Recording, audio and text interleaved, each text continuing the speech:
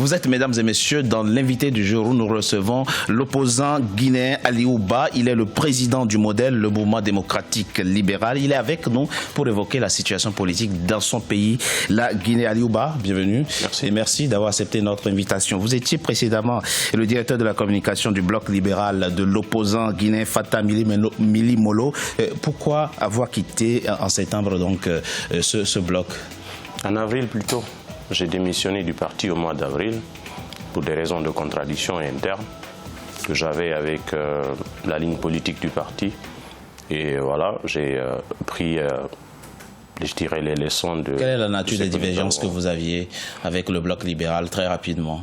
Par rapport au positionnement sur l'échiquier politique national, il y avait des démarches du parti qui ne convenaient pas à la ligne que nous étions fixés au départ. Oui. Et ce qui faisait que le parti avait une certaine ambiguïté en termes de positionnement sur l'échiquier politique national. Il y avait des rencontres entre... Pas suffisamment dans l'opposition?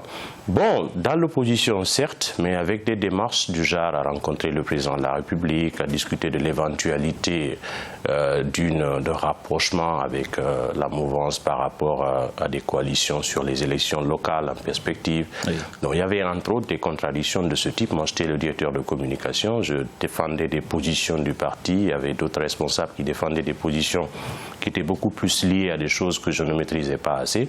J'ai tiré les conséquences de tout ça pour prendre ma démission. Et vous êtes parti parce qu'il n'y avait pas suffisamment de clarté.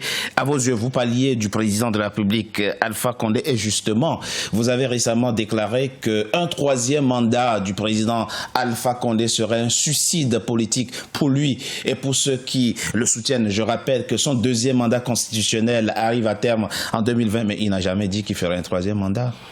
Il ne l'a pas dit ouvertement, mais il y a des actes qui démontrent qu'on va dans cette direction-là. Parce qu'il y a eu des responsables administratifs, des responsables de son parti qui l'ont dit.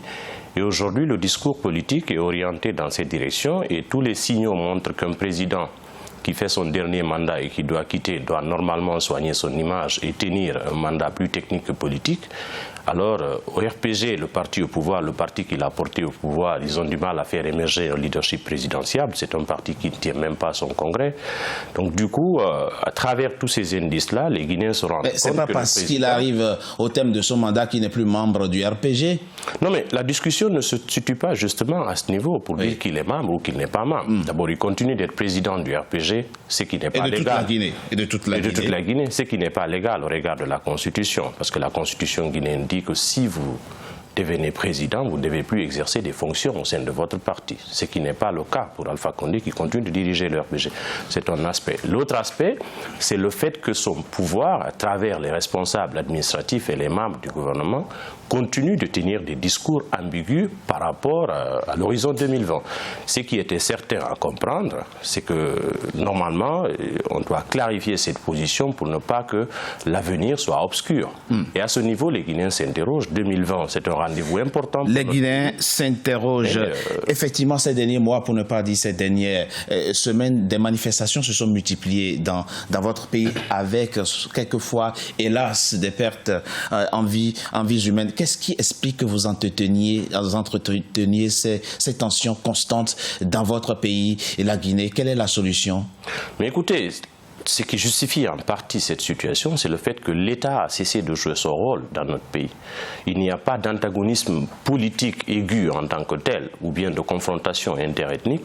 C'est plutôt l'État qui fait du tort à sa population. Je vous donne des exemples. Actuellement, en banlieue, toutes les exactions et toute la répression, c'est une répression d'État. C'est la violence d'État à la limite de la criminalité d'État.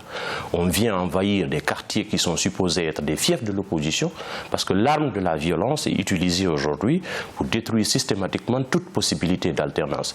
Et la stigmatisation est de telle sorte qu'on essaye d'étouffer tous ceux qui portent une contradiction au pouvoir, qu'ils soient des acteurs politiques ou des acteurs sociaux. Alors on essaie d'instaurer un climat de psychose et ce qui est très curieux et regrettable d'ailleurs dans notre pays, c'est le fait que des extrémistes se sont emparés de l'appareil d'État. Est-ce que l'opposition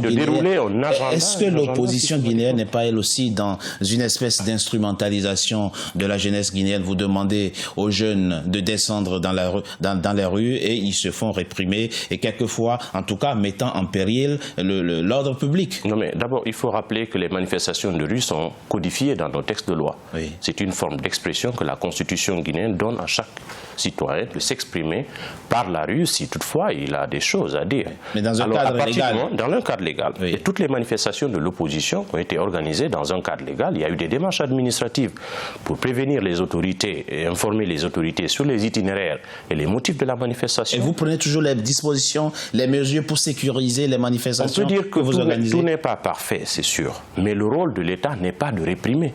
Au cas où il y a des dérapages par rapport aux manifestations, la responsabilité de l'État, c'est bien entendu d'interpeller ceux qui seraient responsables des dérapages, que ce soit les organisateurs ou les manifestants eux-mêmes, et de les traduire devant les juridictions. Le rôle de l'État n'est pas de tuer les gens parce qu'ils manifestent.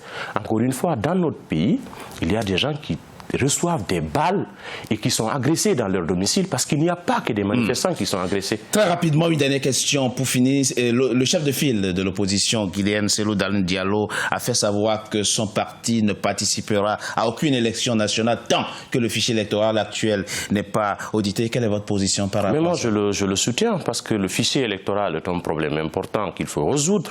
Aujourd'hui, nous avons un fichier électoral dit biométrique, mais dans lequel on nous dit qu'il y a des doublons.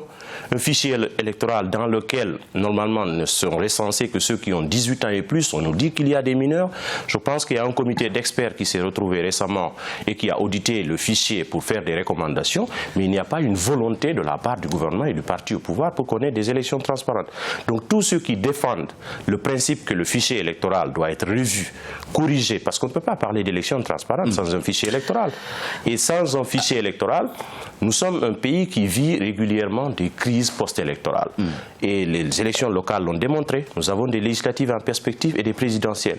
Vouloir aller à ces élections sans a priori travailler sur le fichier électoral, sur l'organe de gestion et de supervision des élections, c'est déjà préparer le chaos dans notre pays. Et nous soutenons tous ceux qui défendent les... Ali Ouba, je rappelle que vous êtes le président du mouvement démocratique libéral, modèle, mouvement d'opposition en Guinée. Merci. Merci d'avoir accepté notre invitation. Mesdames et messieurs, c'était l'invité du jour. À très bientôt pour un nouveau numéro de l'invité du jour.